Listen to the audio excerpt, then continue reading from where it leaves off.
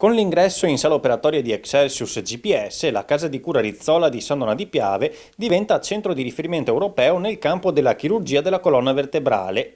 Il nuovo strumento ipertecnologico servirà ad assistere i neurochirurghi della Rizzola nel posizionamento delle viti nel peduncolo vertebrale e consiste nella prima piattaforma di navigazione robotica al mondo che si avvale di tecnologia GPS in modo da garantire massima precisione e controllo negli interventi. La chirurgia robotica è sicuramente il futuro per quello che riguarda la chirurgia.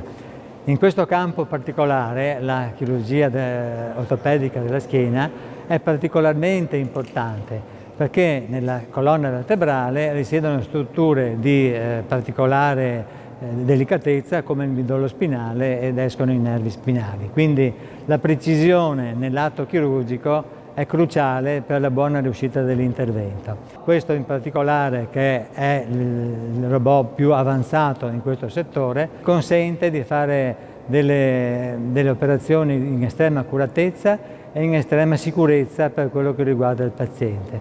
E possiamo dire che ad oggi noi siamo leader in Europa in questa tecnologia. Un aiuto prezioso per i neurochirurghi che possono beneficiare delle immagini in 3D della TAC intraoperatoria in modo da fornire al braccio robotico le coordinate per tracciare la traiettoria per il posizionamento delle viti.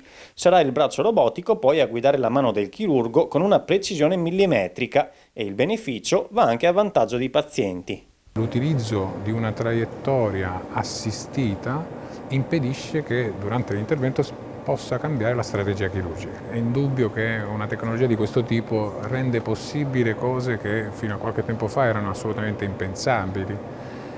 Aumenta l'accuratezza degli interventi chirurgici fino al 99%, il che significa che questo implica una maggiore sicurezza della chirurgia, quindi minori danni a carico dell'organismo, minori alterazioni della muscolatura, quindi tempi di recupero molto più veloci, outcome migliori.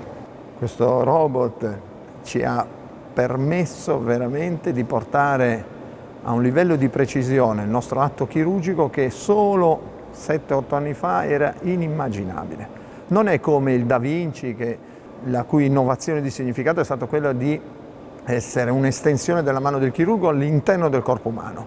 Lui invece rimane al di fuori del corpo umano, ma aumenta la precisione del chirurgo. Ci permette soprattutto un minor uso di sangue, campi chirurgici perfetti, incisioni minime cutanee, rapida ripresa. Oggi non possiamo immaginare che cosa succederà fra un anno. Dobbiamo immaginare che la sicurezza dell'atto chirurgico imporrà per forza l'utilizzo di queste tecnologie.